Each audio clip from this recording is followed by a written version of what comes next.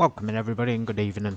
Tonight I am going to be doing a night flight in Nigeria, a completely new territory for me. Really looking forward to this. Back in the 737 Zibo mod. Today we're going to be using the 4K textures on X-Plane 12.2, so hopefully you can see that texture shine through. I've been experimenting today with the graphical settings, found a few things that may improve it in the future, but ultimately it's just going to be what it is. If it is good, we'll continue with it next time. If there's any lag or any issues with connections because it's a higher resolution, then we can switch back to the original. But we have the option for both. We're going in a plain white livery outside the ramp, and we're going to be doing a quick hop in for our preliminary checks and taking our time because Nnamdi, Nigeria, new territory, like I say, new place to fly, and also not being in the 737, so it'd be good to do the whole checklist from start to finish properly. The checklist I have, I didn't realise how long it was when I first used it, but I think hopefully today we can get through it in some good time. So, so far we have, one back door here to get in. But we can't obviously walk through objects, so I'm going to hop in the aircraft and we'll get the preliminary checks done. I think for some reason the battery's still switched on. It might be the GP, yeah, the battery's switched on by accident, but yeah, we'll get in, do the preliminaries, so plugins, checklists. So as you can see, there's quite a lot. Don't be afraid of this is not going to take forever. As you can see though, the part that takes the most time is the pre-flights and the exterior walk and inspection, and when we get, obviously all that is going to take a while, and then the rest of it is relatively quick. You don't need the checklist. Let's hop in. You don't need the checklist, but I do recommend using one. The one I have, like I say, is very comprehensive, so we're going to use it. So safety Battery, inspection. guard closed. So we do have ground power. Right, so I have, again, the honeycomb yoke and throttle. Right, just checking what the switches do. So battery turns the throttle set on, but it doesn't switch the switch on in the aircraft. We're going to do that anyway. And then we're going to set a little bit of light here. We'll wait for it to come on when it's ready. Right, set. I thought I was going to tick it off, but battery dim guard white, is set. Bright, dim or off. So it might take a while to figure it out. Dim lights at night. Hydraulic pumps A and B off. Checked. Landing gear lever. I'm going to turn her voice off. I think we can probably do this without her. Gear she's certainly going to help. Obviously, MCP and OVHT. Let's get her voice off. Hopefully, help in the future if you do want to do it yourself. She may help you out. Right, so it's ticked off there. That's better without hers. Green lights, free status. Bus guards closed. Faulting in op test. Left to enunciations. So that's down here. Sorry, my mistake. Doing it properly. At least we're checking the APU first. And then the fire overheat test switch sound, which is the bell. Jumping the gun on the chat list there. Fire extinguishers. For some reason it won't take that overheat test switch because we haven't pushed it. This switch here, I don't actually think you can push that one. Yeah, there's no option there to turn that. 737-800 by the way.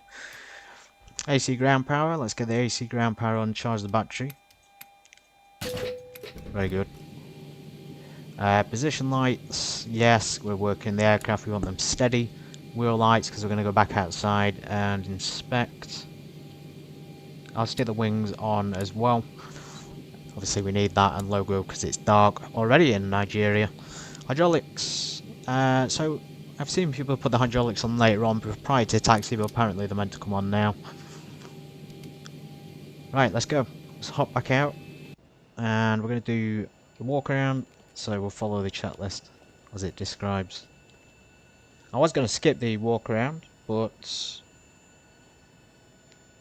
obviously it's more realistic if you do it properly. We don't actually have chocks in place. I thought we would. You can't even set chocks here, but there's no option for it anyway. We're just going to do this pretty quickly. So probes, Just going to do a standard walk around. For some reason, spoilers. May have to change that actually, just give me 1 second. So, joystick, you'll see the other stream I did, but now switch to the commercial thing. Sometimes you do have to reverse the axes in order to keep it functional. Yeah, quick walk around, very quick. Nice wing inspection lights, nice shadows, nice reflections of the Zibo mod. Notice the engine's not really moving much, there's not much wind. The split scimitar winglets. So there's various types for the 737s. You have, of course, the standard winglets, which is sort of shaped upwards. Then you have these scimitar ones, very popular and both used on the 737-800s, the NG edition. The later versions use an advanced technology winglet. So yeah, let's hop underneath the wheel. Careful of our head again.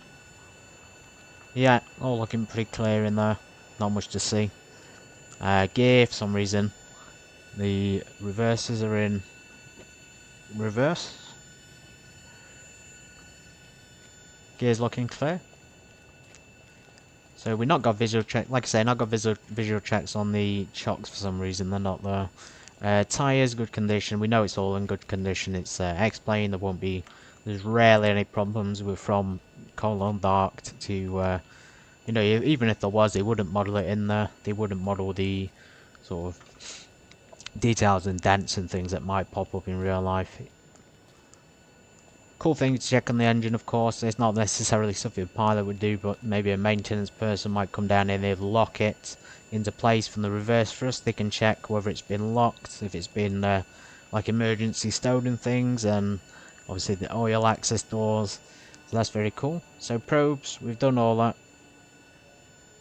We've done all that. Cowling flaps, blades and spinners have been checked. We checked this side as well. I mean, it's pretty clear. Under the wings pretty clear as well. Just in the bay here. No foreign debris down there. Access panels, we can't do much. Fuel measuring sticks. Flush, well, we can't really do it, but they are fuel is sealed. Fuel tank vent. We're going to skip. Yeah, because all of that is very detailed, and we don't have that level of detail on the aircraft at this point. Should have checked the APU, but it looks pretty clear in my mind. Fire detection. See, you can see the exterior is like 5 pages long, so let's hop back in. We've done that. Preliminary flight deck procedures number 2 out of 3. So wheel well lights now coming off, and wing well lights as well. Cabin lighting, max bright. Let's just turn these panel lights up. Forward and aft's cargo service doors. Well, let's get the entry, keep the entry on the forward on close. So forward and aft cargo entry, and we do aft service as well. And forward, as it says on the checklist. So just wait for those to open. Yep, block fuel. Right, let's get on with the block fuel stuff. So weight and balance, airside services, it's pretty basic. And we're actually fully loaded today, 113, almost fully loaded. Cargo, good thing it's kg as well. We have 2819. Fuel wise, we've not got much. It's not a relatively long flight, but I'm expecting it to take a while because of the checklist. So 218, my mistake, 5,457, that's what we need. Okay, so we need the block fuel. Activate that. So now the jetway is connected. Fuel truck call. Service crews on ground. Let's do that. Rest ground service. Oh, I see. Start service crews on ground. So maybe let's cancel that X-plane one. Let's do that. Maybe that'll start it. Click start, not much is happening. I'm assuming it will. Cabin utilities are always on for some reason. There we go. So all the ground crews starting. Standby power, so standby power guard closed. Generators, panel lighting is going to be turned up to bright. Let's turn it up there as well.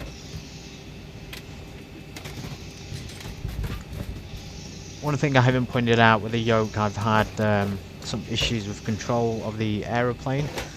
So I can use rudder control on ground and when I'm taxiing and taking off, but when I get to a certain speed, it sort of disconnects in the air, and then when I'm on landing, it won't control the rudder. So I'm hoping today we can actually control it, because it only takes control of the rudder when we're like below 80 knots. So I'm hoping we don't have that issue. Okay, cabin attend button. Ground call. Fantastic. Flat lever up, flat lever indicator 0.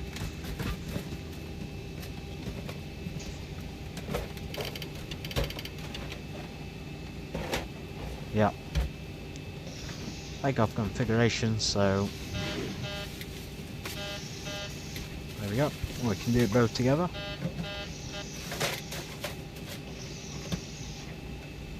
Parking brake, okay, that's the rest of that done. Preliminary flight deck procedure, last page, cargo test. Fire.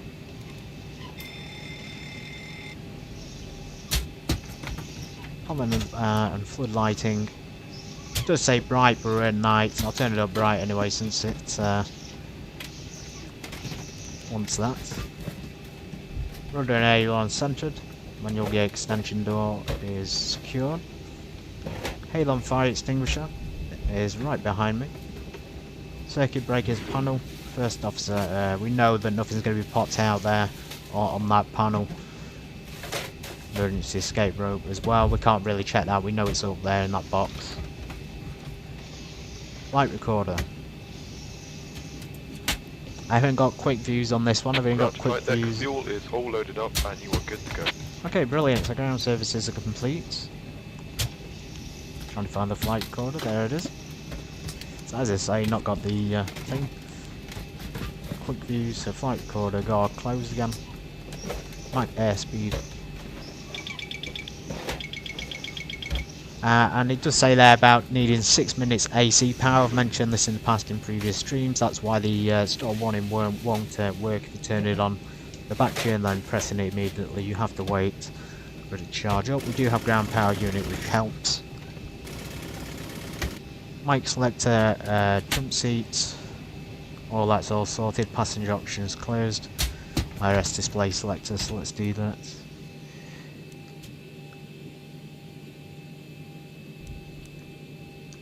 Been set. Emergency escape rope is checked. Emergency panel circuit breakers, master lights. Well, we know the bulbs are up there somewhere. We can't find them visually though, but we know the AP disconnect lights. Oh, sorry, I'm doing it wrong. So it's down here. So it's these ones.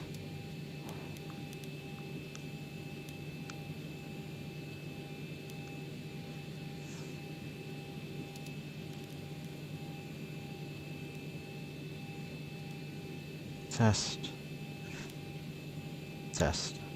Pilot oxygen. Nice. Very, very cool. Nose wheel steering. Guard is... I'm assuming it's closed. Down there, yes. Nose wheel steering. Airport terrain on. Oh, sorry, airport button on. Yes. Terrain radar on. Barometric value, barometric reference, hexapascals, minimums, reference selector. So barometric.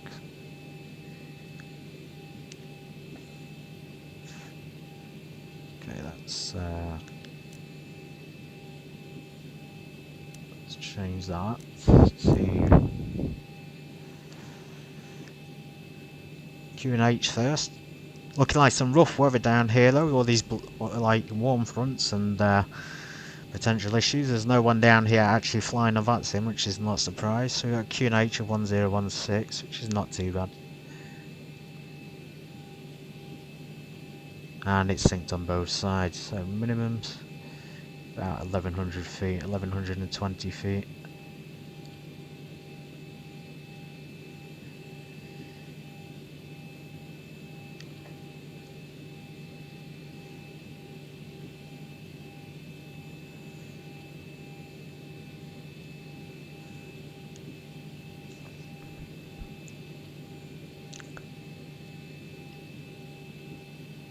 Okay, that's done.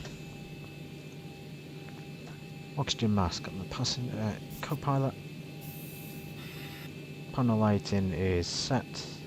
Train inhibit PWS. Let's hold that a second.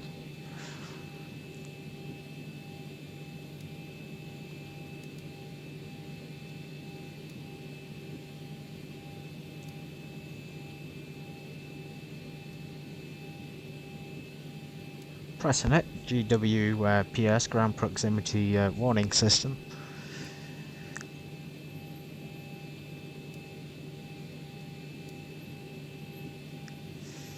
Let's hold it a bit longer, it might not be held long enough.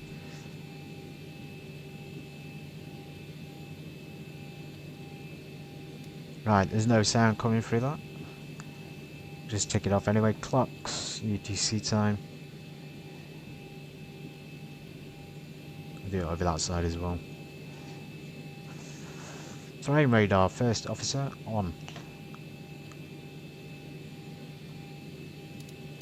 Distance 40. He's got minimums as well, 1000 feet. Surface cruise on grounds have been done. Forward entry door is open. After entry door is open. Packs and cargo. Let's load the pack. So we do the smoking signs and passenger seatbelt signs, and they should start loading in a second. So active, and then it should say packs loading. There it is. Items are properly put away. All overhead bins are Fantastic. closed, and all passengers are seated.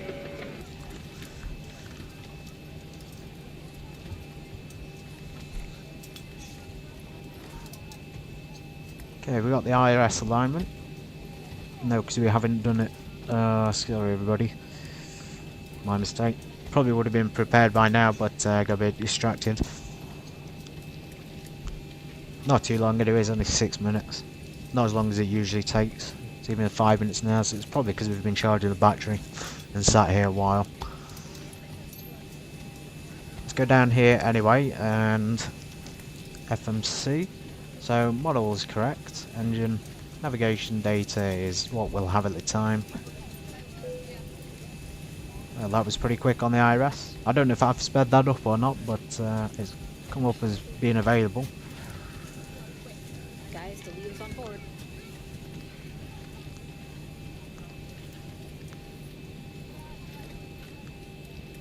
Reference airport, so I believe it's DN, yes.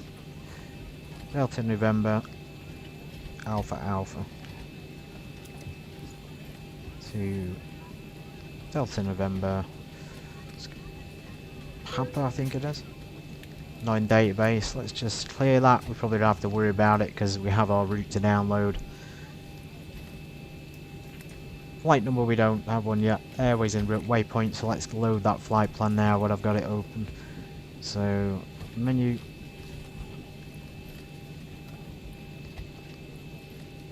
I can never do that flight plan request. I don't know how it works, unfortunately.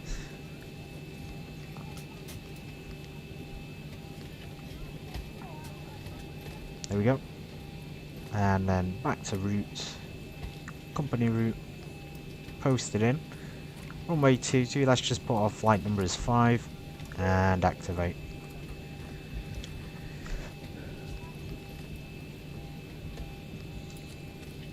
Departure and SIDS and stars seems to have come up. No arrival there because we'll get the runway when we get in. Cool.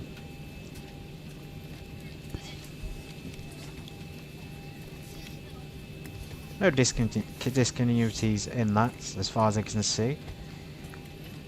Layout's a bit strange though. We should have a cruise altitude of about 30,000 feet today, so not too high.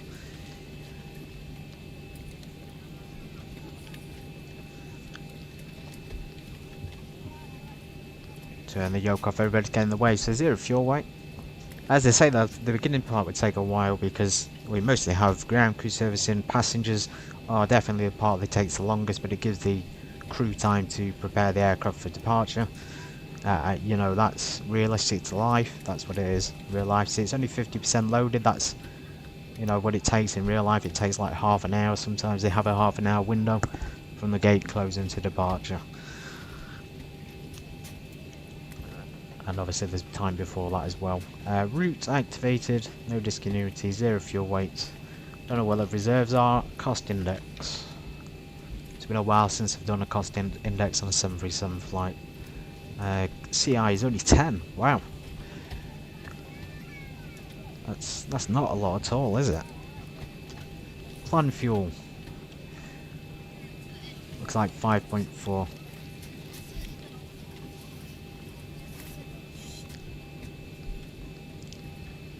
Not many on the fuels there. Outside air temperature is quite warm, 24 degrees. I think that might be cruise actually, cruise altitude temperature. Let's clear that. Execute, and 1 limit. Reserved, cost index, trip cruise, ISA deviation. Don't have it on the fly, but I can't be bothered to look at it, to be honest. Transition altitude. We'll just look at the airport. Or we could look at charts actually. That's what I've got Avi tab for, isn't it? But my memory serves me correct. We don't actually have charts for Nigeria. No, there's none on there, so probably something like 5,000 feet. Yeah, transition level flight level 060.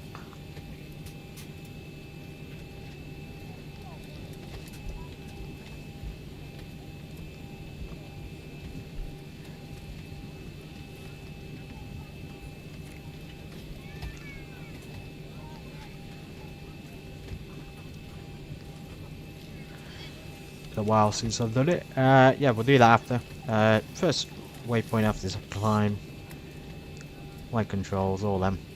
Right, let's just do this first before we do that.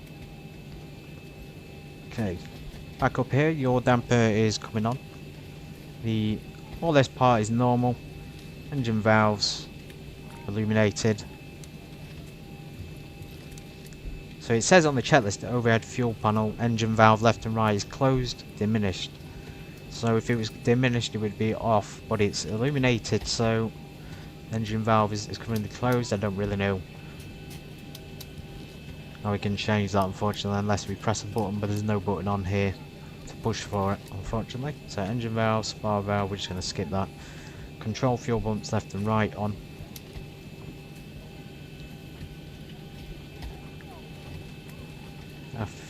Let's just stick all them. Stick all them across through valve, we'll check that.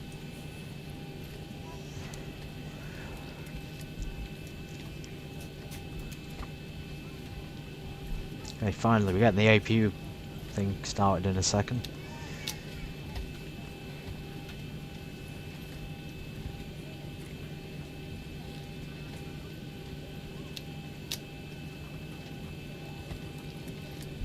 Overhead window heats. On. System hydraulic pressure. Go down here, we check systems, and we have a good hydraulic pressure in there. Over 2800 in each side. A little bit lower on the right side, but nothing too extreme. Cabin differential pressure 0 psi. Cabin altitude. Cabin climb 0. Trim air on.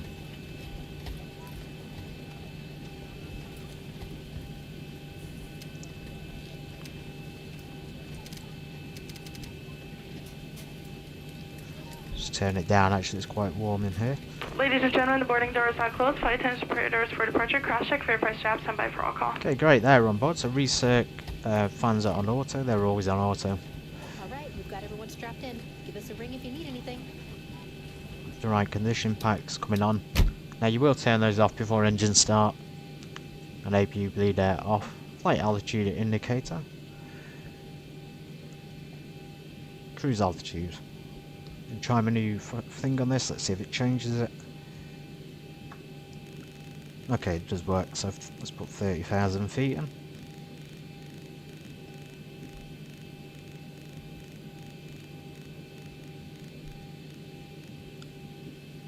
Just about.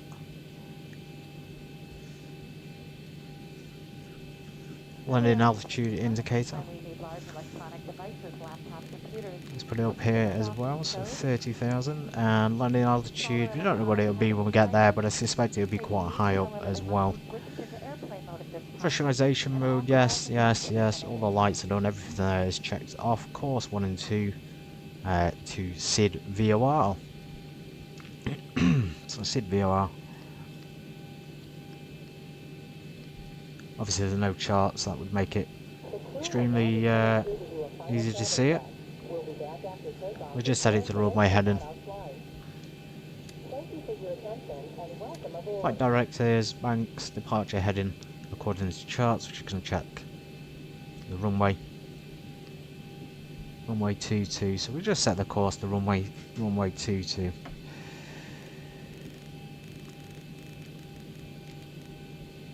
And hopefully the course thing. So the course thing on the throttles doesn't seem to do anything, and it's supposed to be pre-programmed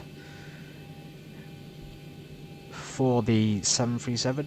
Same with the speed. The IS works. The course doesn't work though. The heading works, vertical speed. So it's just that course setting on the thing. I don't know what would fix the issue. I'm not really bothered about spending too much time trying to figure it out.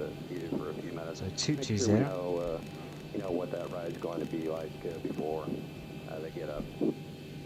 Also appreciate it. Standard altimeter Barrow selects. During that time. Well, we've done that. Being with us today.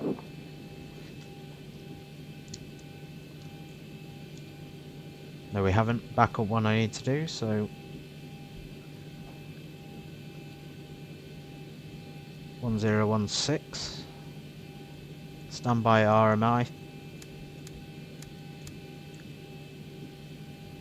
And run selectors. Auto brakes. Fuel flow. Reset and off. Initial com frequencies according to charts. At the moment, we've got Unicom because there's no ATC available. Kind of typical for that sim, but I'm so used to it now. We're already pre-programmed to 122 decimal 8 down there, which is fantastic. Initial nav frequencies, that'll be for the DME and the VOR, wherever that might be. ADF, you know, initial transponder code 2000 is in there. Mic selectors all selected on the correct thing. Flight deck door, let's, yep, closed. Departure arrival SIDS checked.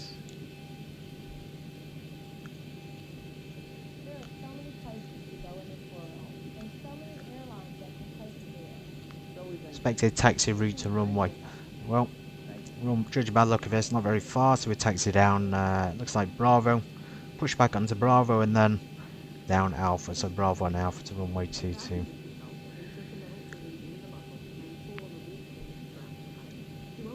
Glare shield. Well, there's no glare shield on there, but usually there would be, I think, judging by the look of it. PAX announcement, let's do that.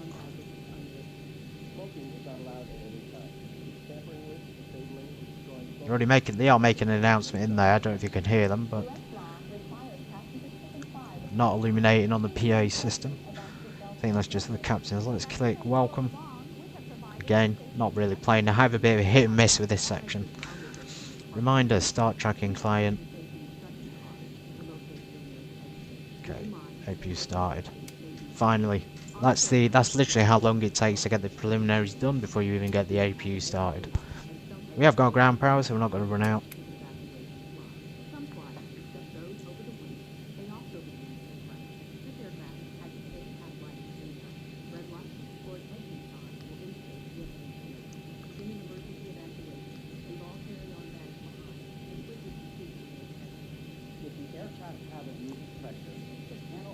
APU bleed.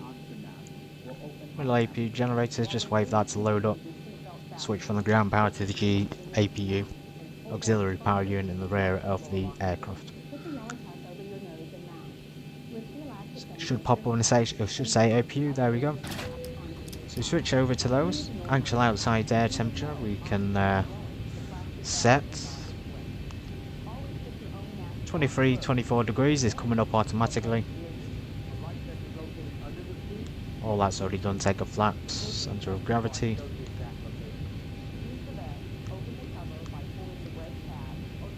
V1, VR and V2.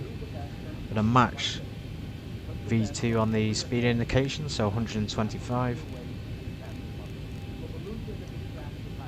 Speed book is, yeah, speed book. Stabilizer trim, 4.5. Cutback thrust option, well, we don't really need it, I don't think.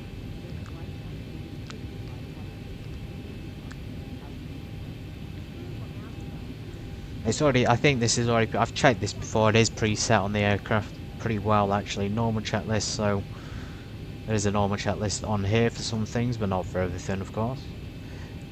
Contact ACC, we can't do that, there's nobody available. We can assume they've given us everything we wanted, and we just need to squawk, you know, a random code here for an IFR flight.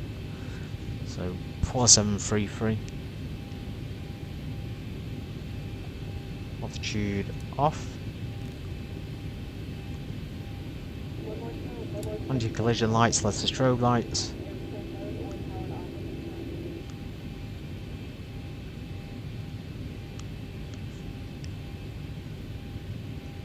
There's no overshot option there, so gain contact. There's a lot of repetitiveness in this checklist, I have to say. I think some things can be amended and perhaps omitted completely, you know, give a more precise startup procedure.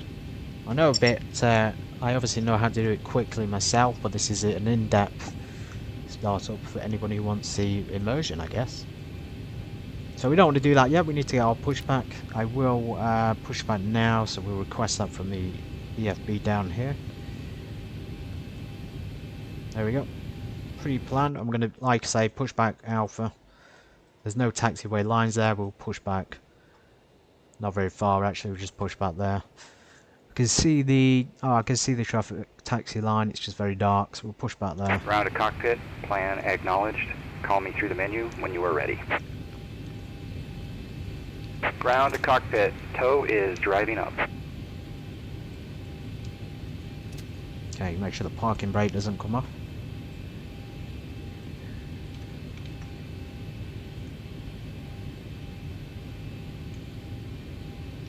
Not bad, I don't think that's too bad for a startup, 35 minutes. Like, it takes that long usually. Okay, don't all follow a doors and checklist. hatches are closed, ready to connect. We're going to do a time test, see how quickly we can get that time down to though. 15 minutes I think is my quickest, but without a checklist.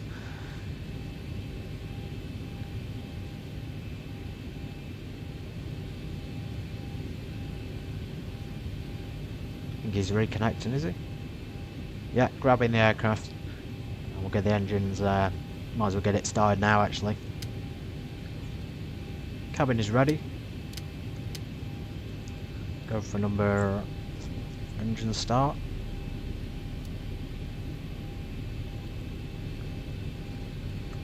So it says usually we'd have the packs off. Let's just turn the ignition off a second.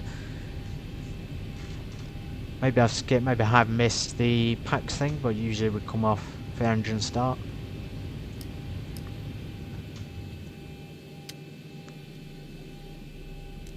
So as you can see, it's spooling up a lot quicker now.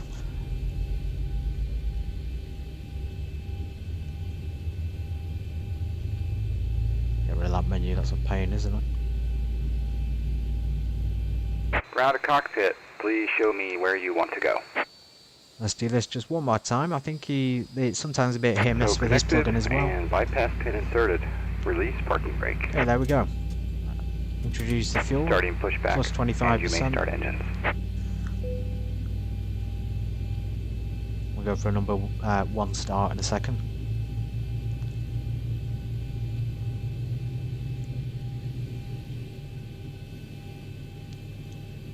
They did close the doors, yes, thank goodness. And I should be able to play that welcome message now, I hope.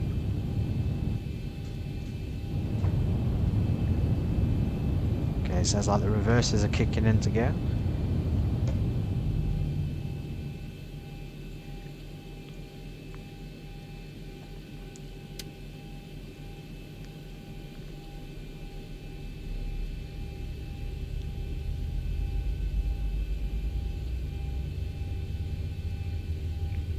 Okay, so this is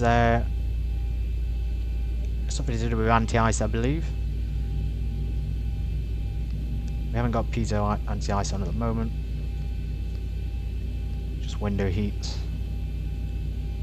25% introduction of fuel. If you look at the quality is super great in this aircraft. Obviously it's great in general, but the 4K textures and things kind of do pop out as being particularly well. I wish actually X-Plane would buy this model from Zibo, from the Zibo mod team and whoever's made this, and just make it the default aircraft on X-Plane 12 or X-Plane 13.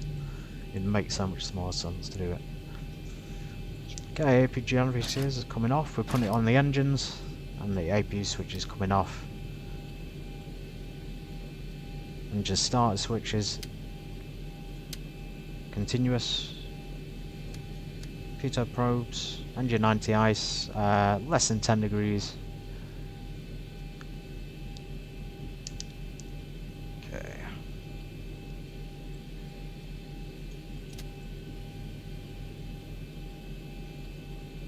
How do we cancel that pushback? So pushback. Disconnecting tow. Stand by. Condition packs. Back on. Isolation valve automatic. Lead air off. Pushback cruise disconnected. Takeoff flaps. 5 degrees.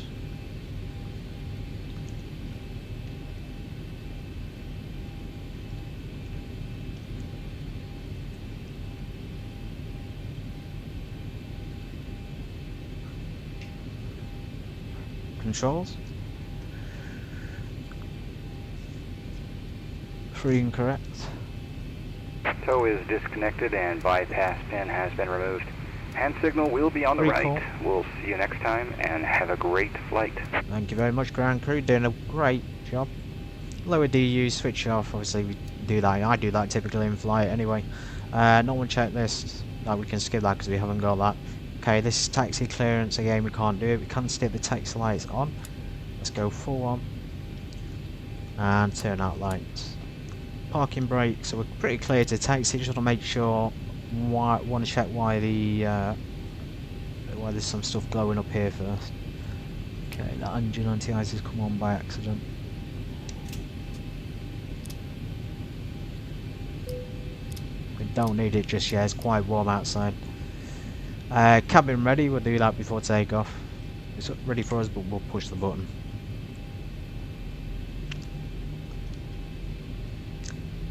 Okay, so as you can see, no steering control. Go back to display.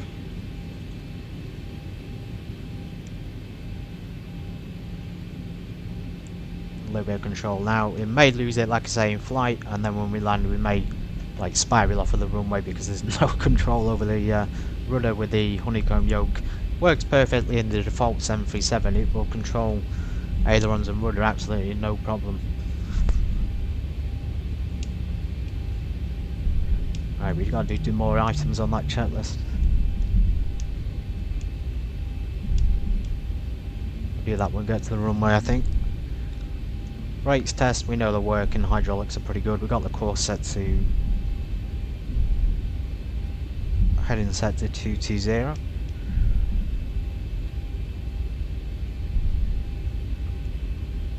Okay, there's Bravo, it takes down. We'll leave it at departure.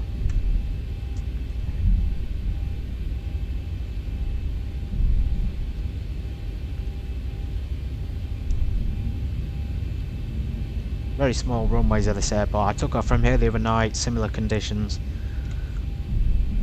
It's very difficult to see much, especially terrain wise. There's some high mountains in the area.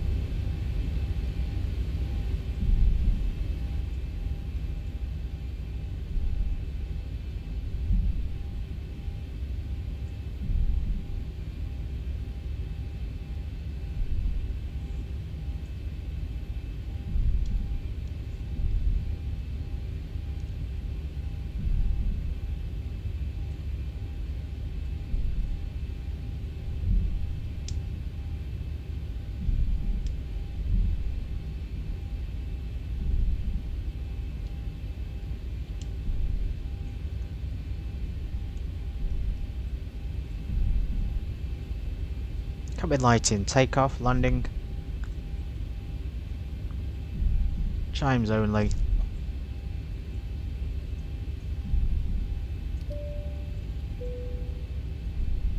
Cabin intent button, we've just done that.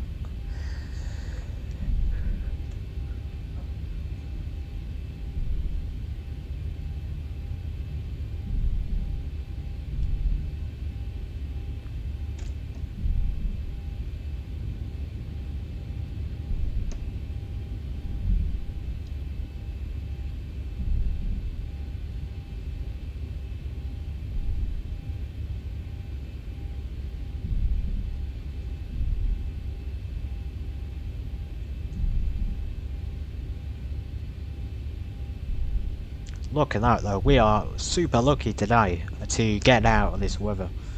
Oh well, we're not too lucky. Towards the south there we got very concerning, I assume is thermals and storm weather basically. Not too bad up here, but I didn't realise Nigeria was so brutal to fly in. We are flying in the white plane with no livery on it, so we're sort of trying to make this as bare bones as possible. We're like a Nigerian budget airline today.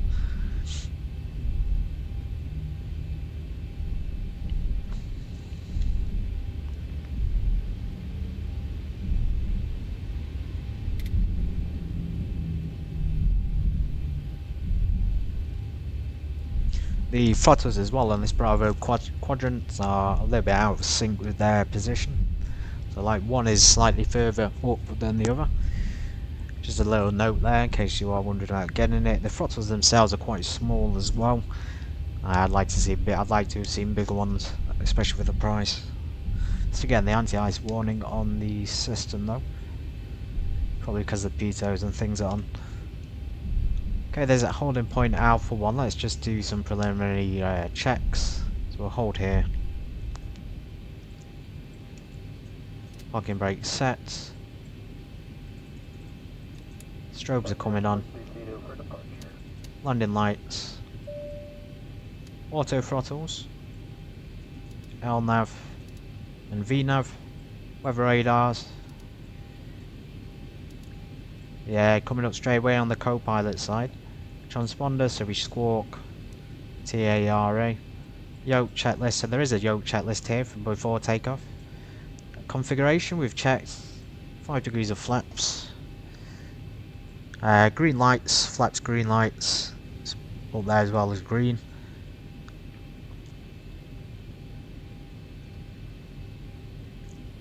Stabilizer trim set. Takeoff briefing is done. Basically we'll come back to the airport if there's any issues, and we'll do the landing back here if we have to turn back. Cabin is secure, MCP is set, transponders on, strobe lights and landing lights are on. So before checklist, takeoff checklist is complete. Time to get going, so let's start the timer. ET I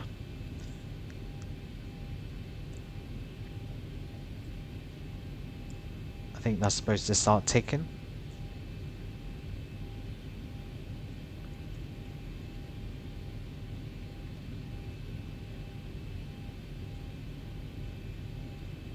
No, that can't be right.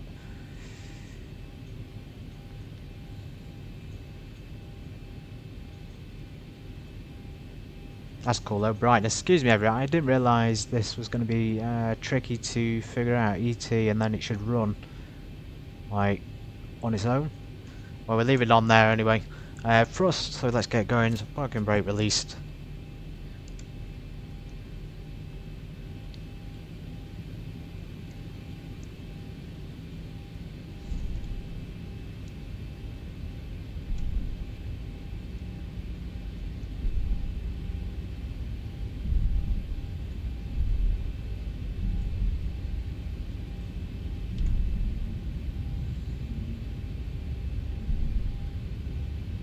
Category 3 approach into Nigeria. This particular airport. I hope Port Harcourt is going to be a worthwhile approach as well. There we go, straight onto the runway, and hopefully the aircraft does not spiral out of control.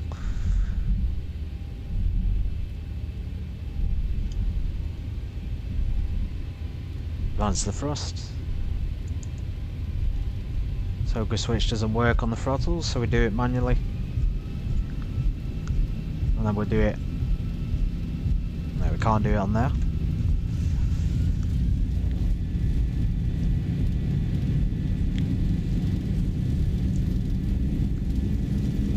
Losing that control of the aircraft, the rudder control.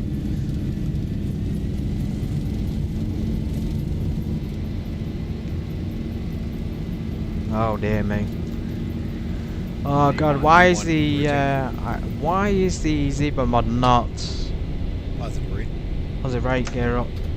It's not programmed towards like flight controls like hardware, it seems. Watch, they're struggling to climb considerably.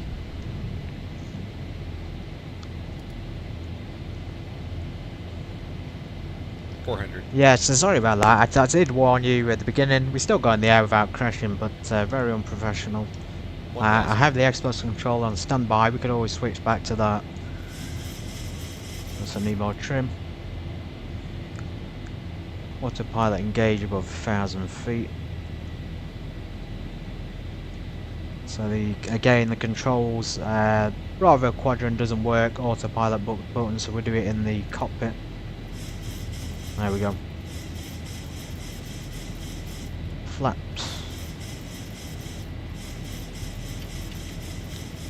Flaps to 1.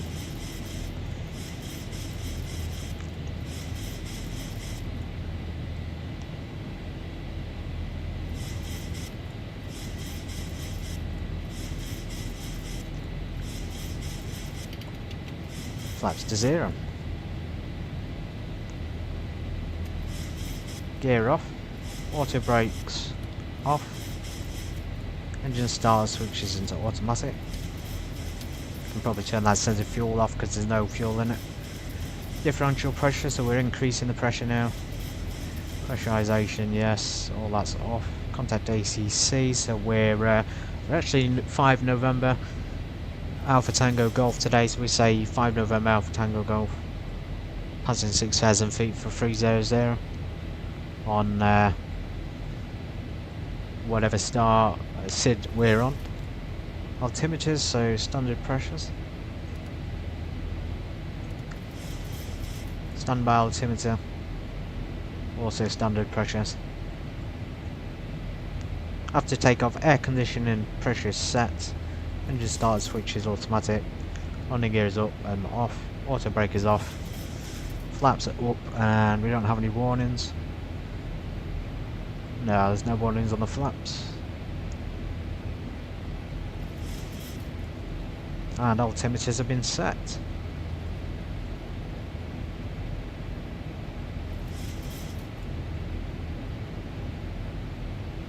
So it says chimes. I'm a bit unsure what that is. You got cabin attend button.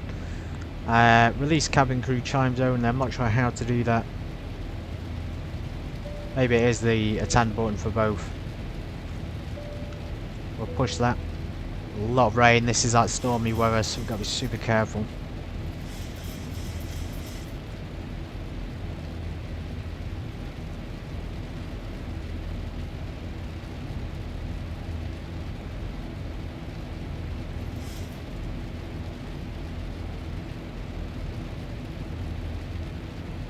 Probably need the window wipers on it on takeoff. The rain effects are looking super. I don't know if this is because it's the 4K version or not.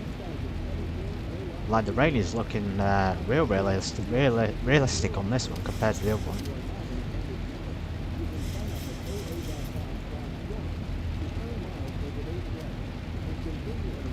Cabin pressurization is good. PA's done. Maybe bleed. I think that's the same checklist again. Just it says US at the top. So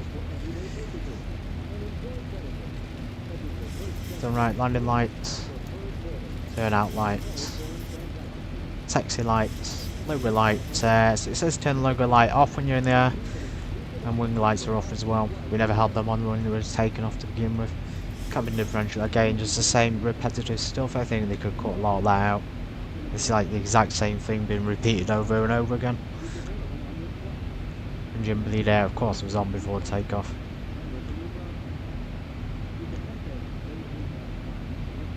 Automatic on the seatbelts. recall on the 6-packs. Heading bug, so we'll adjust that. Shame the autopilot button doesn't work, but it seems it does on smaller planes.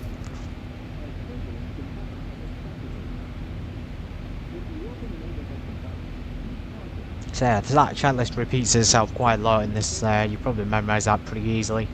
Just constantly checking the isolation and the pressurisation and air conditioning systems. We're through the clouds though. We're actually climbing super fast to 30,000 feet. Again, same things there. Pre-cruise, passing 30,000 feet. So we won't be doing that. We'll leave it on anyway. Well, welcome in. Finally get a chance to talk to the audience. It's been a long start up and departure, about 50 minutes.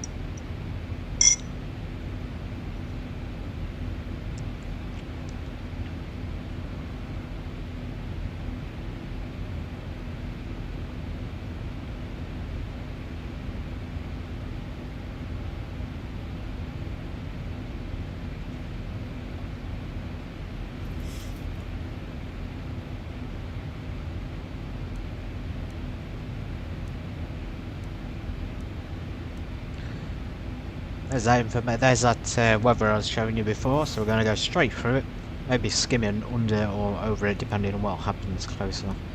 Can't divert though, we're not, it's not severe enough to divert, we'll just continue as programmed.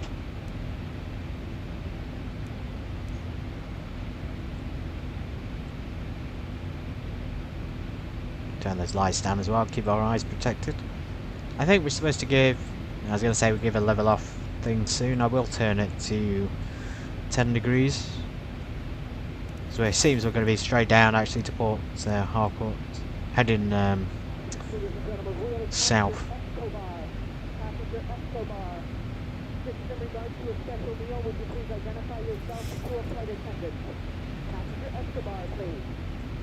Passenger Escobar in the background there about special deals. Interesting.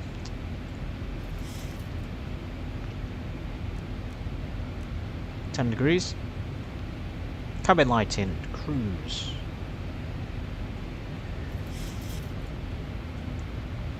Cabin lighting, oh, the entry, white, medium, and PAX announcement. Any moment now we'll give that level off.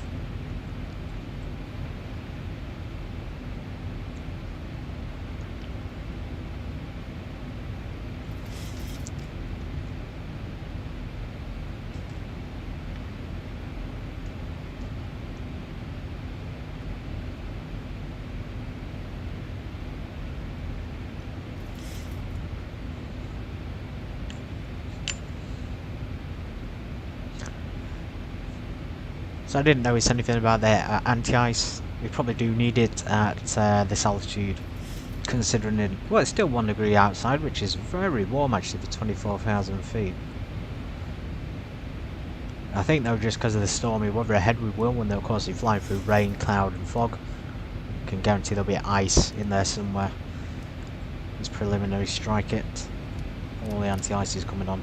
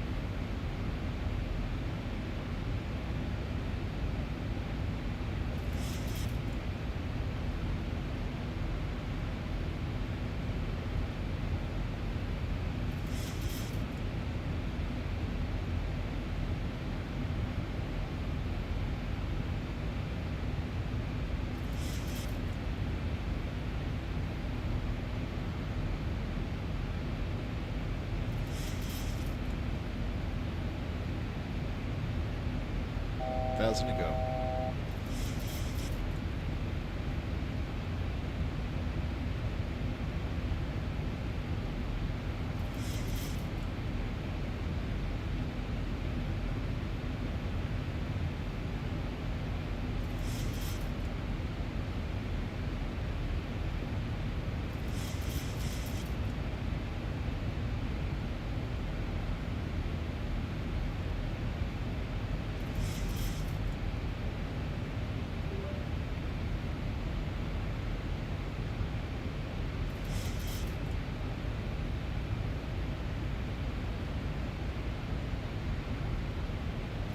Good afternoon, ladies and gentlemen. We're level to our initial cruise altitude, expecting a fairly smooth ride today. We have the seatbelt sign turned off, and while you're seated, we do ask that you keep your seatbelt fastened about you at all times in case of kind of unexpected bumpy air. So we do thank you for flying with us on American.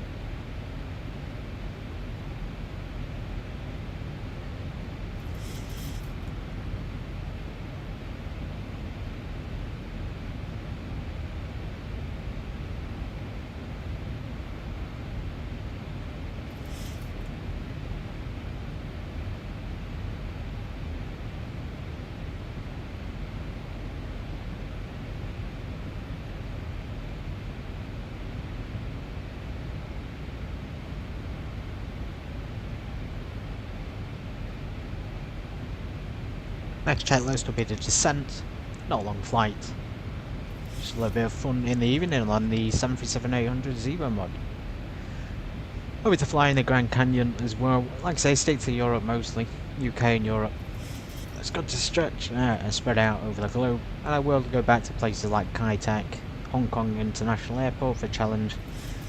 Grand Canyon's another. Any sightseeing places you're interested in, I will consider it. Especially in the 737 because it's capable of obviously high altitudes, we can see more on the ground.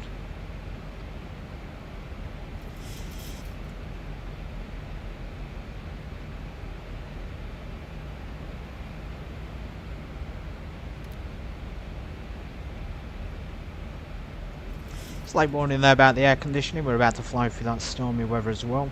So it's giving us about 84% on the N1. Just reduced my throttles down to 84. Has the air conditioning gone off? Has it reset itself? Yes, it has. So we've tripped the bleed air, so sometimes that can happen. I've noticed it can happen if there's a build-up of pressure or lack of pressure in the system. The easiest way to do it, of course, anti-ice is on the wings, but we can put packs onto high, and that might prevent it reoccurring. Anyway, we're really going to enter that weather now. I have no idea if we're above it or below it. I can just see red, and then we'll be in Port Harcourt. Yeah, full on storm, full on lightning. Literally nothing in sight, it's that dark. Turn the lights down a bit in case we've got another aircraft in the vicinity. Descent checklist will be the next one. Okay, some reason it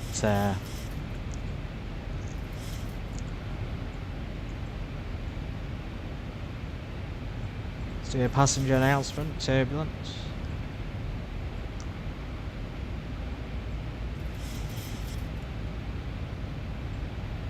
You'd think it'd be automatic. There we go. Turbulence announcement. People will remain on their seats, I think, for the remainder of the flight.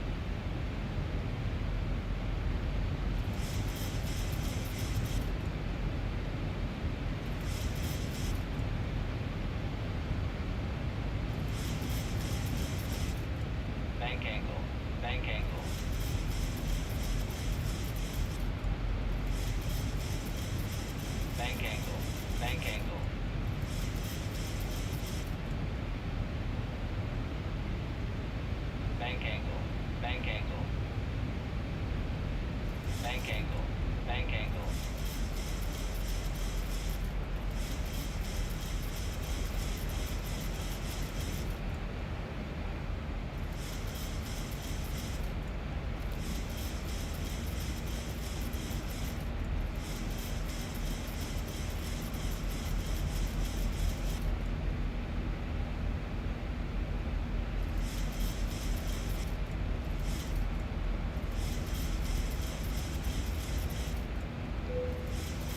Bank angle, bank angle,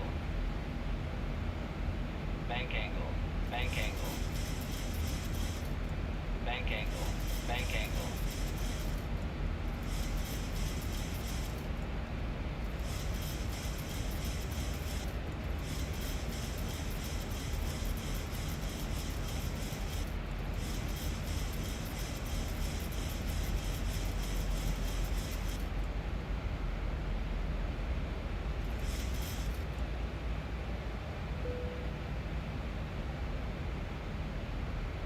Bank angle, bank angle, bank angle, bank angle, bank angle, bank angle, bank angle, bank angle.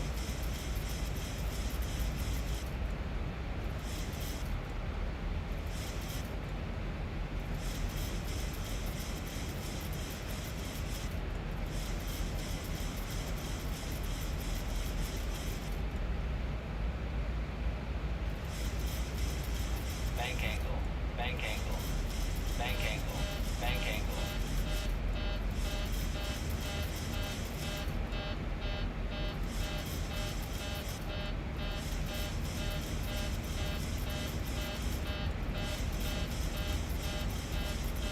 Bank angle, bank angle.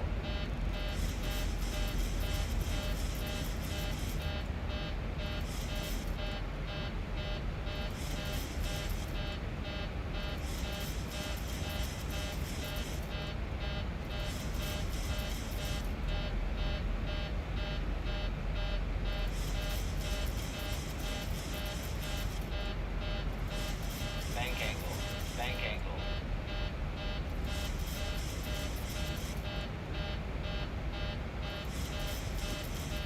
Bank angle, bank angle.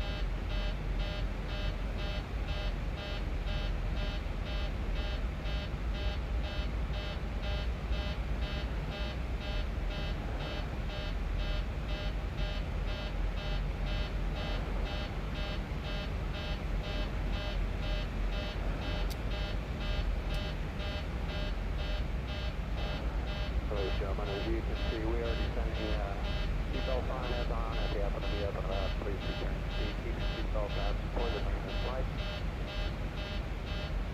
On behalf of the flight crew, we appreciate you being with us today. Wish you a very safe and pleasant journey. Hope to see you back here with us. Thank you.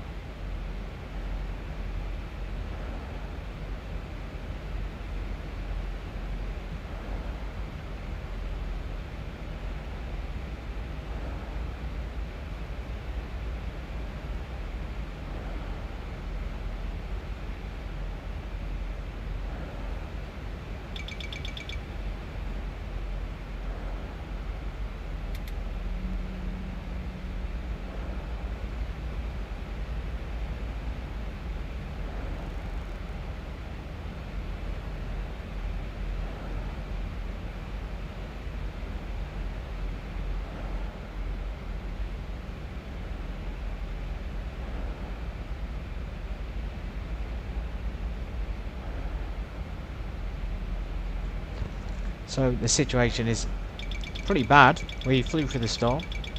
Other people in the area who obviously are not going to survive. We've had to stick the oxygen mask on. We've had a depressurization along with a static port 2 blockage, which is probably what caused it. Well, actually, probably, I don't know if that would be the sole cause, but we've depressurized. We needed oxygen. We're descending pretty rapidly, actually, and the stream has kind of turned into an emergency thing now. It's interesting in case joint toes. I feel like we're blacking out still, even with the oxygen mask on. As I was saying earlier, I'm trying to get out of the storm. We've kind of gone off course, but we're coming out of it. I don't know why there would be a depressurization if the static port was blocked. I don't know why that would be. It does look like we're 100% going to black out again. So there's another aeroplane down there I looked at. He's not going to make it if he goes in there. No chance.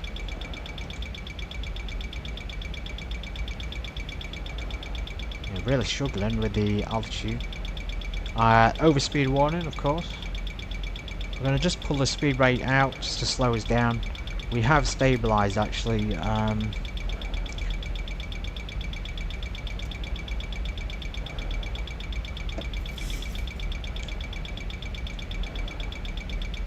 We have stabilised, sort of.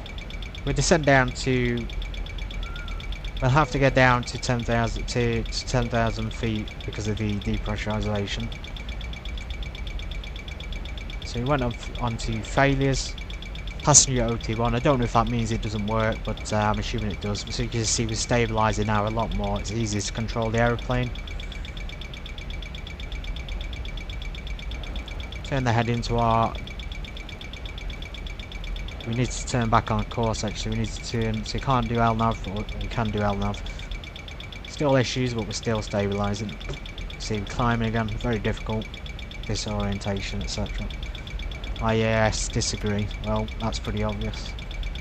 Causing an overspeed condition with speed brakes. Something is definitely messed up.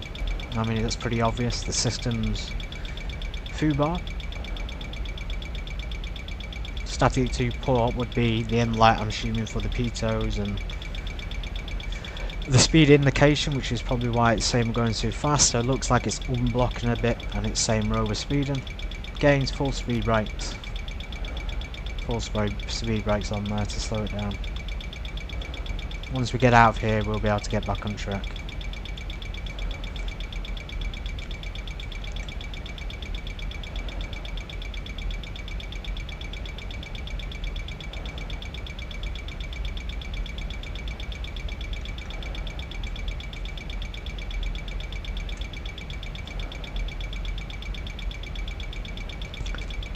Yeah, so it's 18 degrees now, that should help. I don't know how to silence that noise. Alternate horn cutout won't work.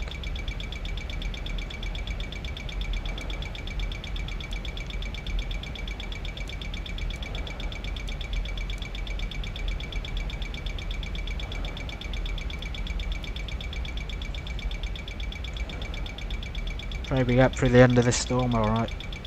I'm going to bring the speed brakes in. IES disagrees. What's it doing on there? So co-balance is completely broken. Obviously his static port is failed. Therefore he has no speed indication. I'll keep showing the iOS. You can see it. O2 on. I don't know if that's a failure or not. Can we put it on the co-balance side as well? I'm assuming we can.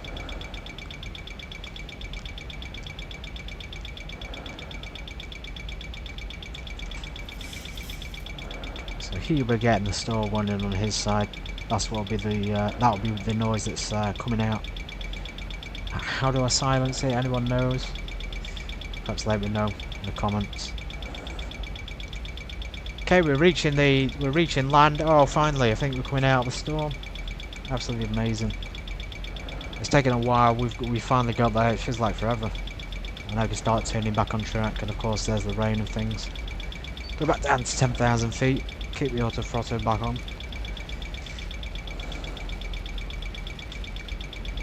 There we go. So we have stabilised considerably.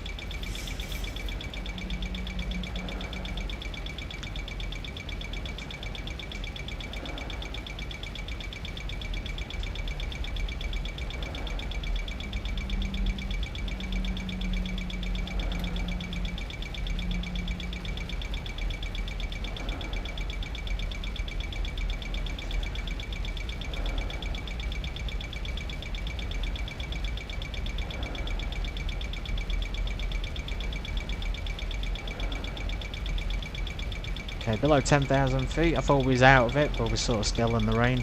But we kind of descended a bit too fast and overspeeding. Seems to be the spoilers are actually increasing our speed, and for some reason we're like non-stop accelerating. We're really trying to get this under control. Maybe we should maintain 8,000 feet. Trying to turn back on course still, it's very, very difficult. Allow that speed to just come down a little bit more. Hopefully the descent is going to unblock that static port so we don't have to hear that alarm. Pitot heats are on. All the anti-ice is on.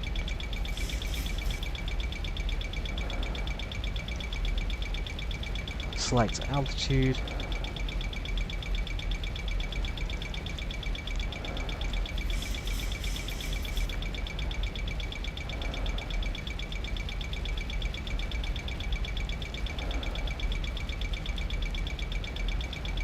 Can't see my head in bug at all. We're still descending like 3,500 feet a minute.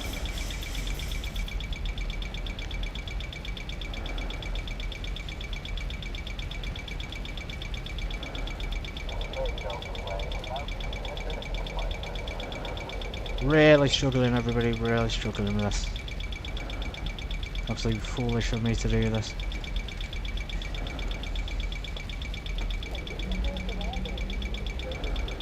We keep descending as well. Let's just go. We keep descending and change our mind. It's going to have to be like as low as we can possibly go.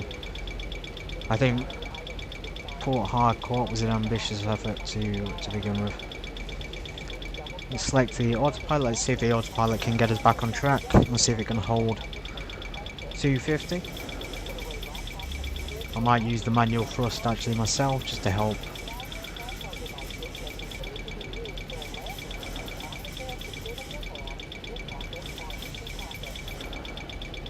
Yeah, the aircraft is really struggling to do absolutely anything. I don't even think the autopilot's working. Flight level change certainly isn't.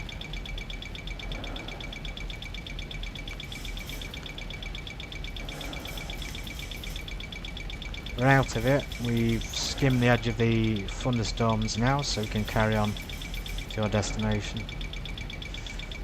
I don't fancy going through that again. We were at our top of descent anyway, and then straight into the sort of approach procedures.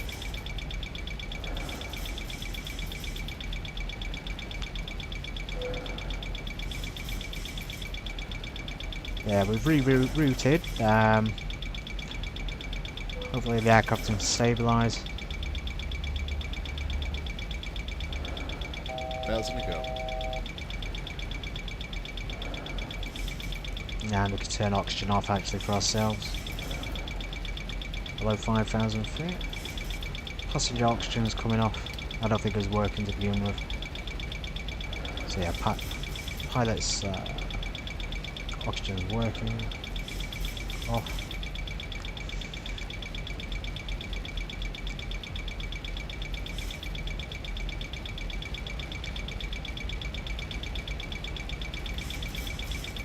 See, that's even flickering up there. It's going on and off.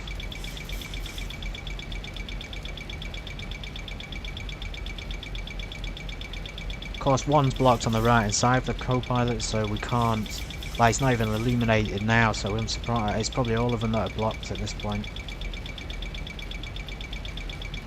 Let's just turn them off and do a.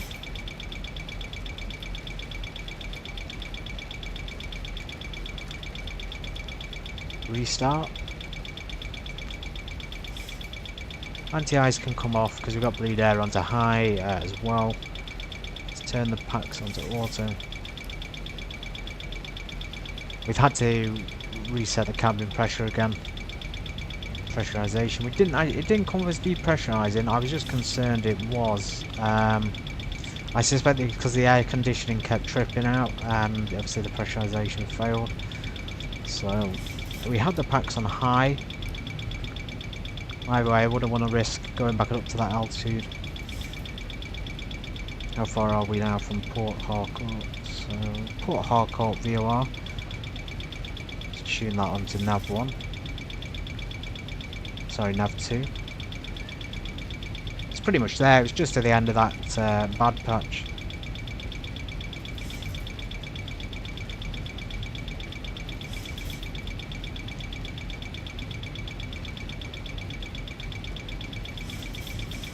I'm gonna go back up to see if we can get up to 10,000 feet.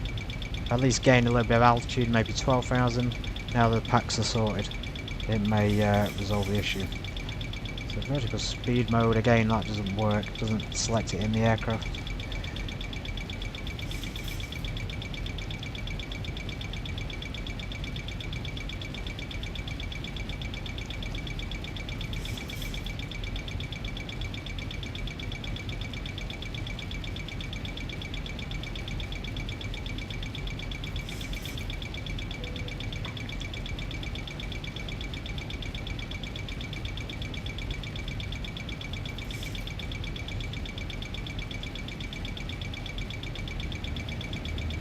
That's the caution warning and some other things, but they're not illuminating on the system. So 12,000 feet should be enough that we can breathe without oxygen masks. Pressurization in the cabin's gone back to normal, maybe worth kicking the APU back on. Top of descent there anyway, it was back to 2,000 feet. We're going to carry on. Just a little bit higher anyway.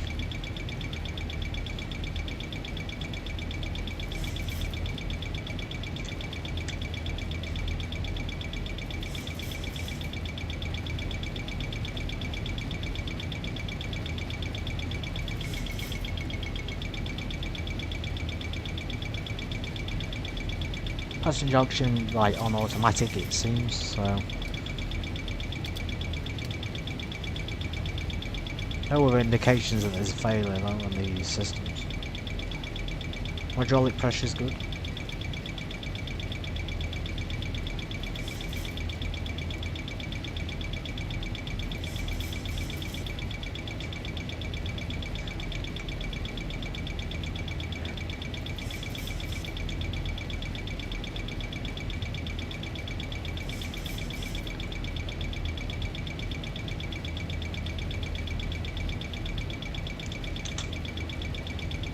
Thousand to go.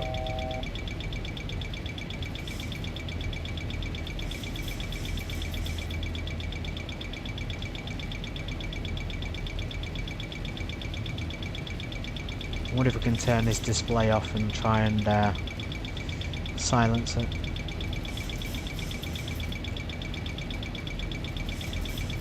I don't know how to do it. The only thing I could think to turn is IRS off. The right side, but it's dangerous. No speed. We got it on backup things. Anyway, we got it on mine, and we got it on the backup instrument down here.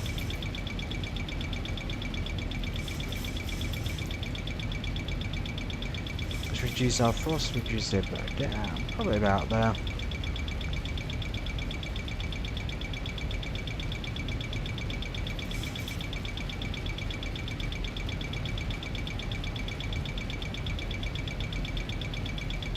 Now the GPWS is working as well.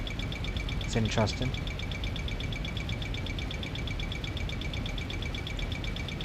Alternate cutout horn does absolutely nothing for it. His enunciation is working now. Mine is.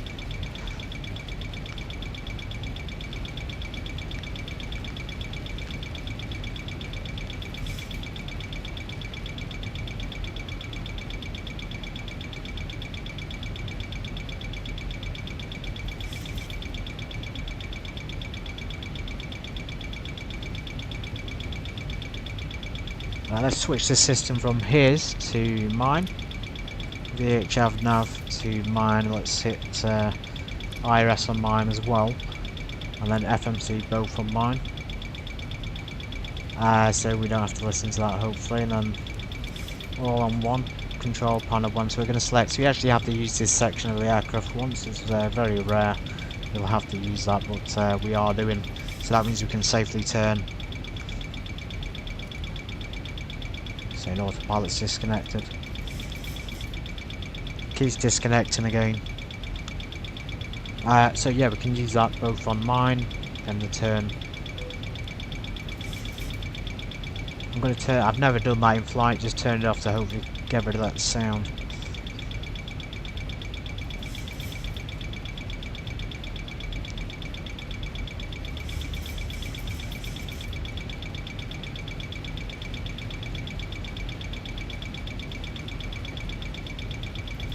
Still showing the display though. I did turn it off.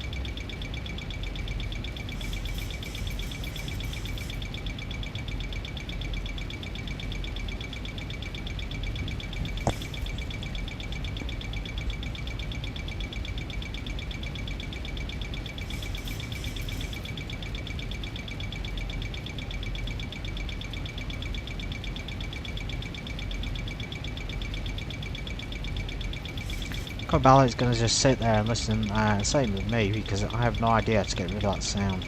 I turned these IRS off just in case, changed them to my side, made no difference.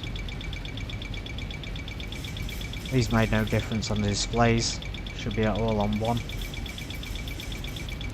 Doesn't even seem to be an option to turn number 2 off.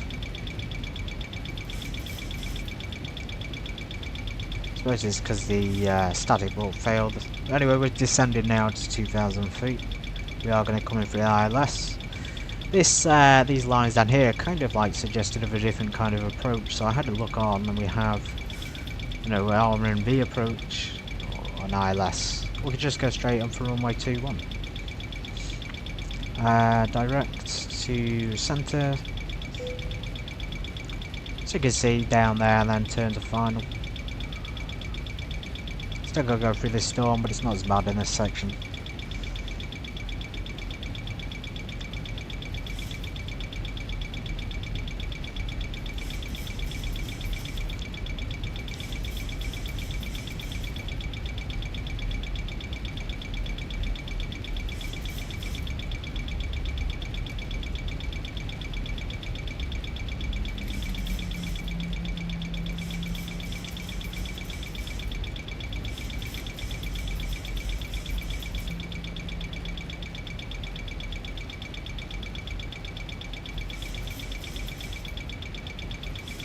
I need to pre-program this as well. It doesn't seem to be responding to the yoke, the controller inputs.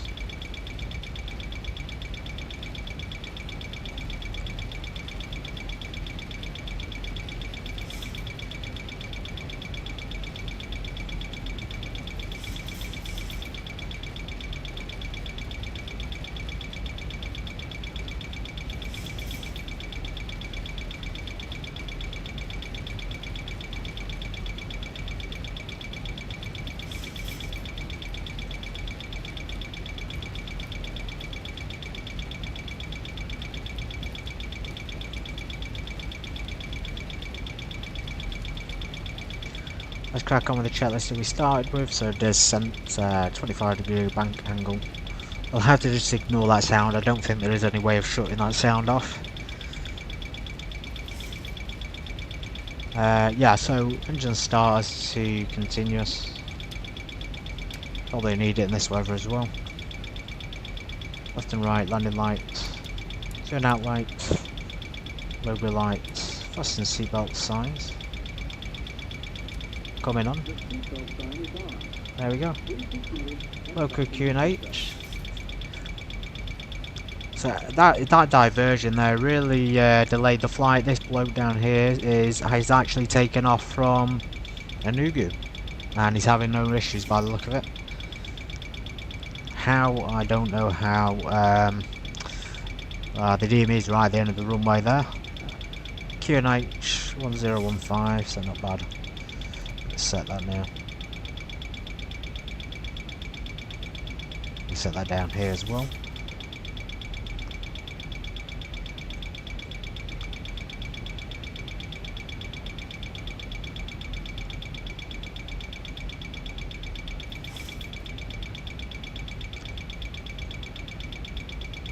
Pressurization, so landing altitude.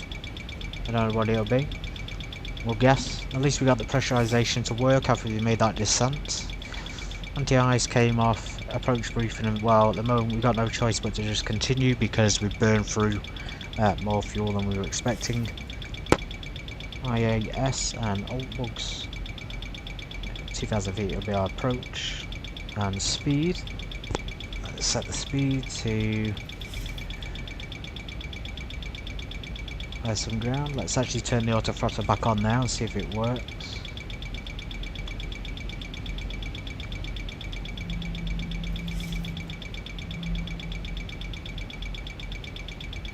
Contact ATC. We're going to make our announcement. We're on a little bit closer to the airport. We have 25 nautical miles to the final. Let's do it now. Actually, let's give an announcement over the radio.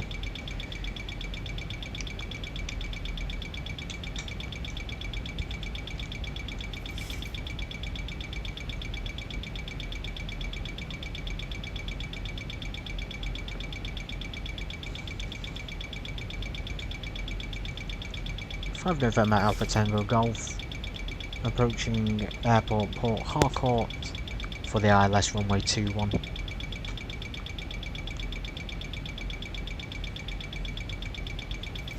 Apex announcement. 1,000 to go. Prepare for landing.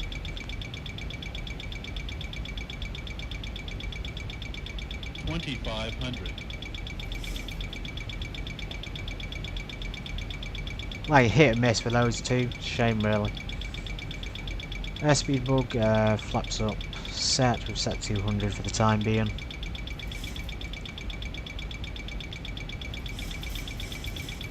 seat cabin crew.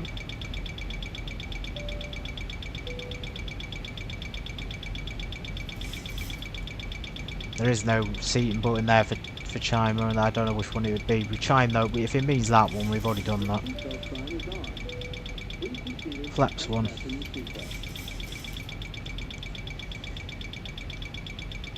It is a shame about that overspeed. You know, I know the port is blocked for the co-pilot, and he can't use his information on his primary flight display.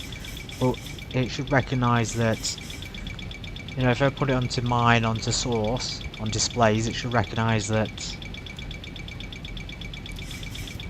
you know, that, that there's no overspeed based on what mine says, but obviously not the case at all.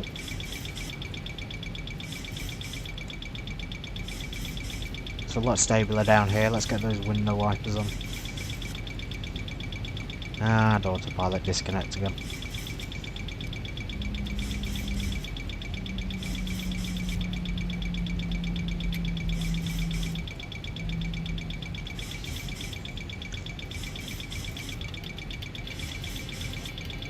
Ups 5.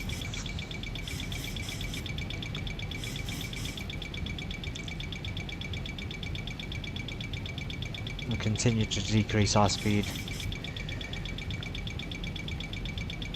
if I can. The way it won't. Let's put it up there. I thought it was already on there. Auto throttle. Selected it. Not working.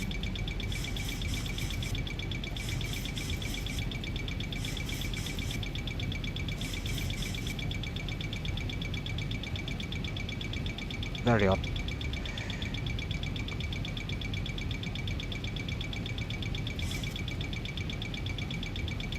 I think it's because of VNAV. I'm losing a bit of coordination on here. VOR lock. We'll push that now.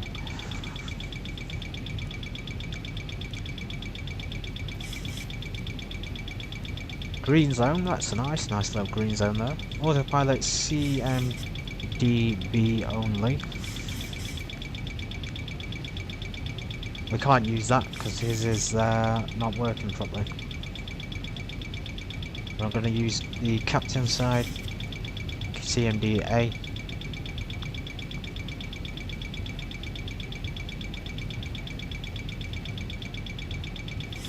Heading book to runway 221.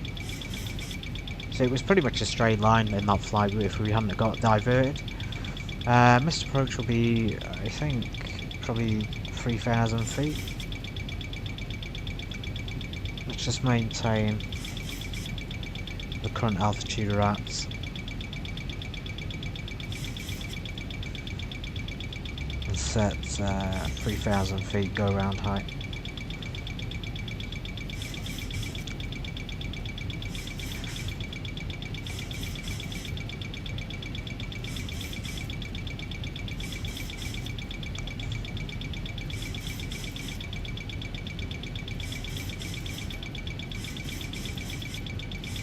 Keep in mind that plane, you got out of there pretty well, actually, pretty quickly. Probably avoided the majority of it by the looks of it. Oh, welcome almost to Port Harcourt. In one of the roughest flights I have ever done in the 737. Might not do another one in Nigeria again, just based on the weather, but I look forward to doing it elsewhere.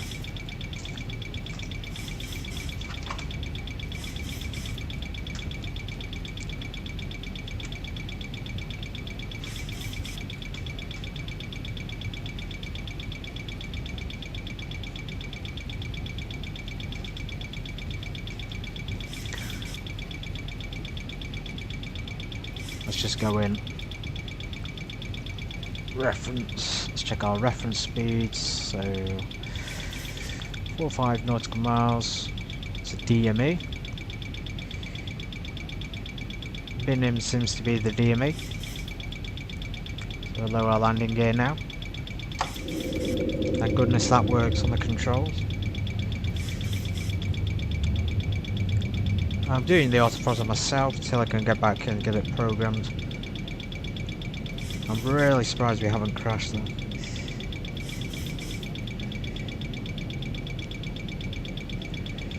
Good piloting skills. Good piloting.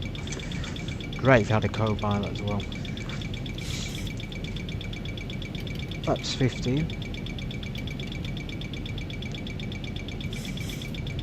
And keep decreasing that speed a little bit more. We should be intercepting the ILS approach in a second. Airspeed again adjusted down. Quickly check what it says on the FMC. So 125, probably about 130 knots.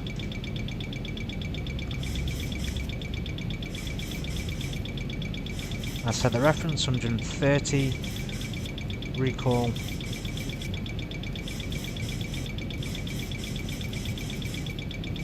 Speed brake lever. Armed. Auto brakes, we're going to go full max braking now, just to make sure we can actually do this. A lot of trim there coming on the aircraft. Landing flaps, so let's increase that down to 30 degrees. Taxi lights on, ready for the turnout.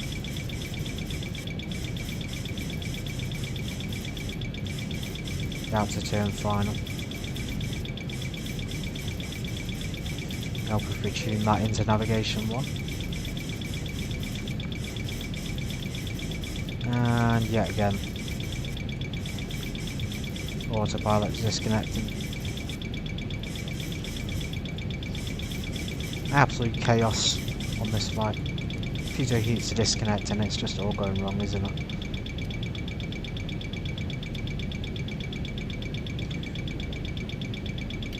Full flaps is already down, airspeed bug, trying to maintain.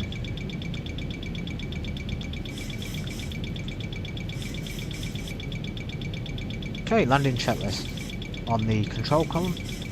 So start switch is continuous, recall is checked, speed brakes are armed, landing gears down, we've got 3 greens. Auto brake is set, flaps are green lights, and land lights are on. Just before the landing checklist complete. Well off course again, we'll get back on track and then we'll get landed. Turn the lights down ever so slightly just to make the runway a little bit more visible to us.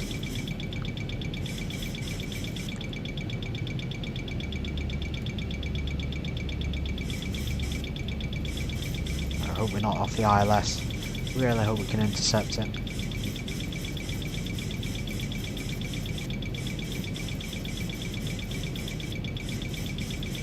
It has come up with the VOR localizer and altitude hold, but glide slope is still in white at the moment.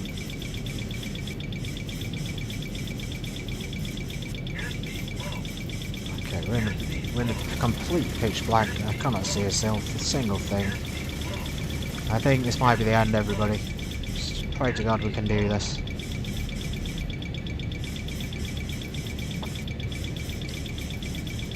That trim wheel's out of control, isn't it?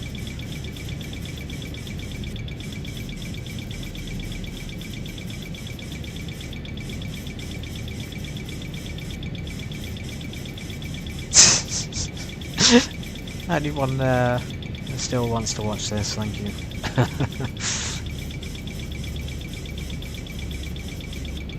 Maybe join me on the next one.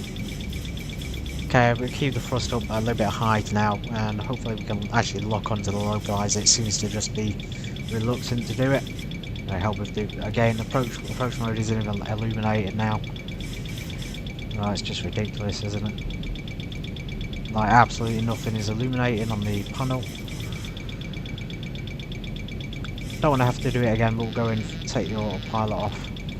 I'm going to fly in manually. There's the runway. Okay, we might be able to do this. Good timing. Always good to look outside and maintain that. Now when it comes to the roll and the yaw, 1,000 feet stabilized, Mr. Burchett. Well, hopefully it slows down in time to gain rudder control.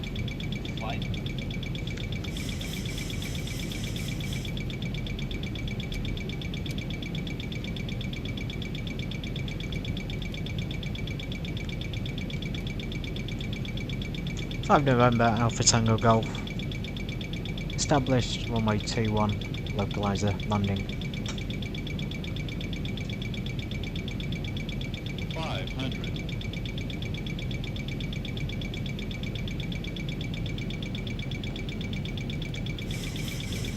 400. I suppose if we land a little bit slower, that'll help us stop getting control on the ground.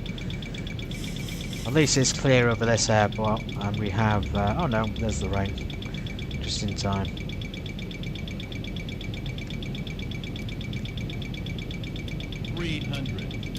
Okay. 200. Usually a big go round. Nigerian pilot side.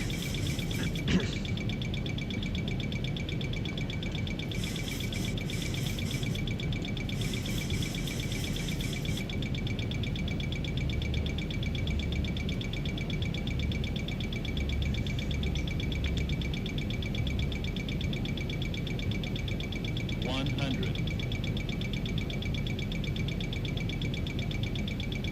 50, 40, 30, 20, 10. There we go. Full reverse. Okay, we have a little bit of rudder control, that's relief. Speed brake should have been deployed. Awesome. I honestly thought we weren't going to have rudder control then. I think it's because I selected on the EFB and that helped it. Anyway, we had auto brakes as well. Forgot about that. Okay, speed brakes retracted and flaps up. Let's taxi off the runway. There's a lot of things in that flight that could have potentially killed us, but we've made it.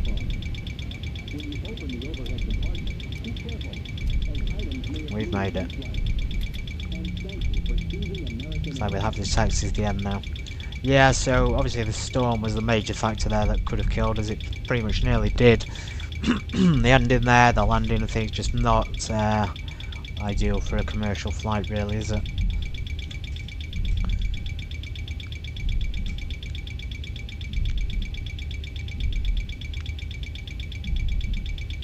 We did a full checklist, which makes it interesting. I'll use the 4K textured Zibo mod. Okay, weather radar coming off. Rain radar off. First officer that has had to put up with no airspeed, and oh, his airspeed is back now. Okay. Thank goodness, so it looks like his port has finally stopped being blocked at Port Harcourt. Still blocked, but at least his speed has come back up on his display. Displays, controls, panels, switch, instrument switch. Yeah, so no wonder he's constantly got the overspeed. He must have, I don't know, he's obviously got a block port, so he can't read the speed. It's absolutely bizarre. Even the vertical speed's all over the place. And he's still at 30,000 feet. Bless the co-pilot. That was insane. Absolutely insane. Still kind of surprised we made that in the end. Landing lights. Strobes are coming off. Altitude off. Contact ATC. We can contact nobody because we're there and there's nobody here, so we'll go ahead and park up.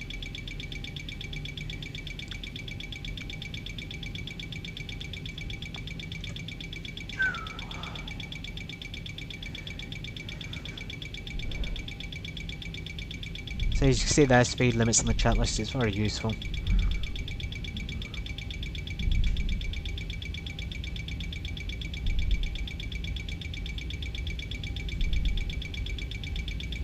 Flight directors. Airspeed book. Back to 100. Altitude. Usually about 2,000 feet.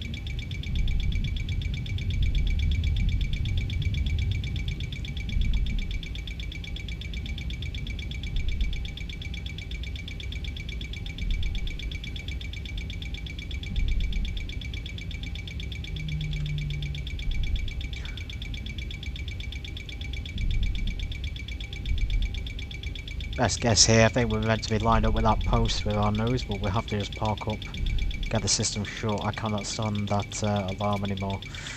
Okay, stabilizers, 4 points. Trim wheel, 4 points.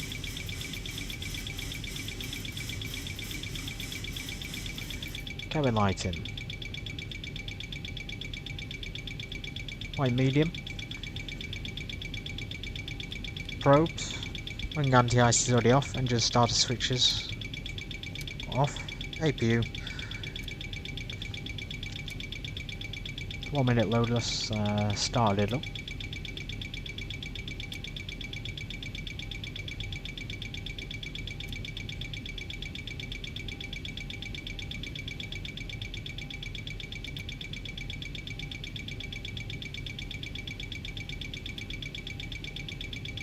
Little APU generators, we'll just wait for it to power up and then we can switch it to the APU.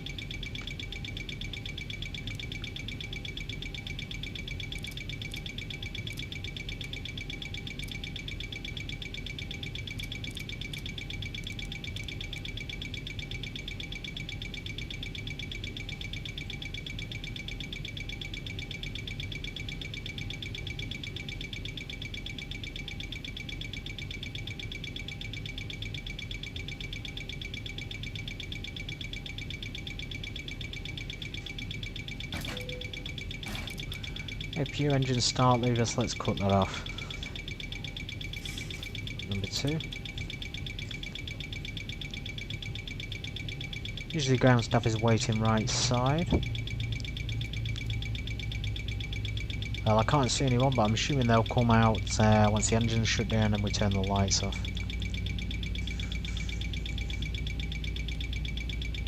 Turn out lights and taxi lights off.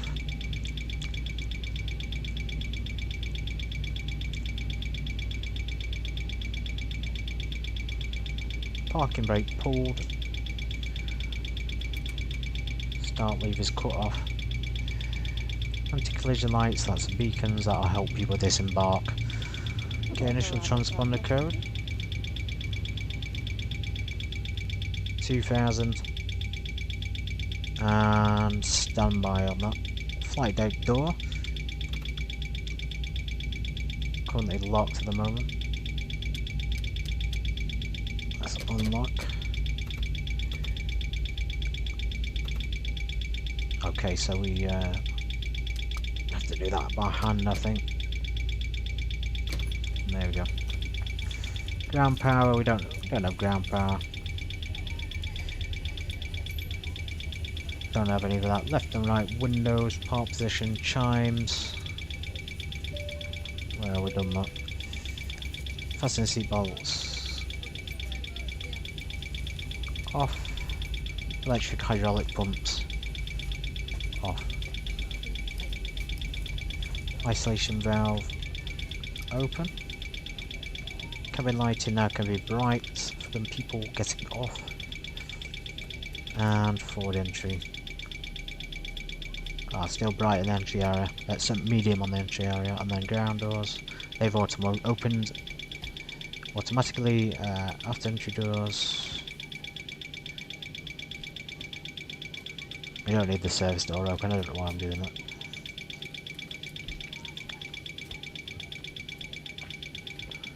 Cargo doors.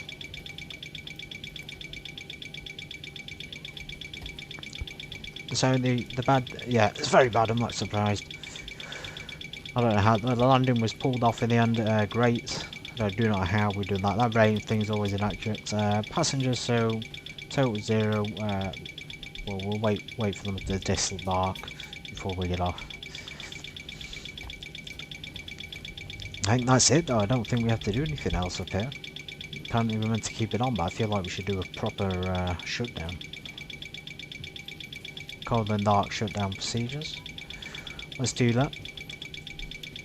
Yaw dampers and IRS. Hopefully that can turn that beeping off.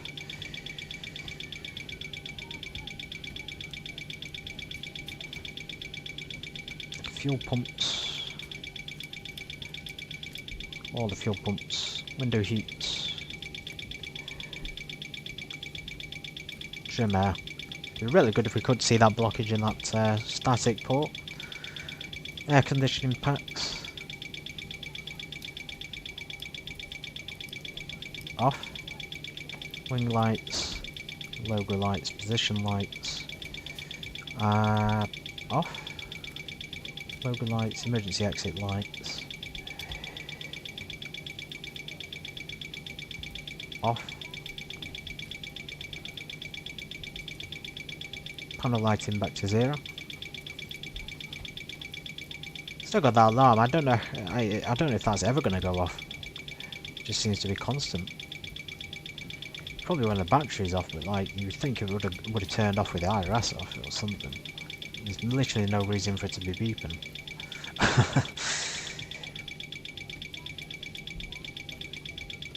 So it seems like there's a few things. That's the whole checklist though for the aircraft. That's it. Just the thing that's left now is the battery, and that's all that was left. Thank you so much everybody for bearing with me. We can't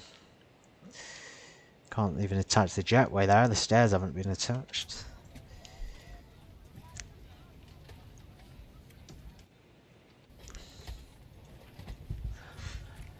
Yeah, thank you for bearing with me. Not the flight I expected to do. Just not expecting that at all. A bit blown away. I hope that we can join each other. And there's no stairs coming out. The plane is... Yeah, I will try and figure that out in the future. We'll start on the ground again where we began. We did make it in the 737-800. I'm really surprised we got through that. I think in real life that would have been a goner. It's really a miracle we pulled through that. And there's no obvious damage on the outside that we can see. So static ports. Like these are P2 static ports on the side. So obviously one of them has got broken. I don't know. I can't see where the damage would be. Yeah, everything else looks pretty much intact. Alright everybody, have a good night. I'm going to call it there. I'll see you on the next one. Take care.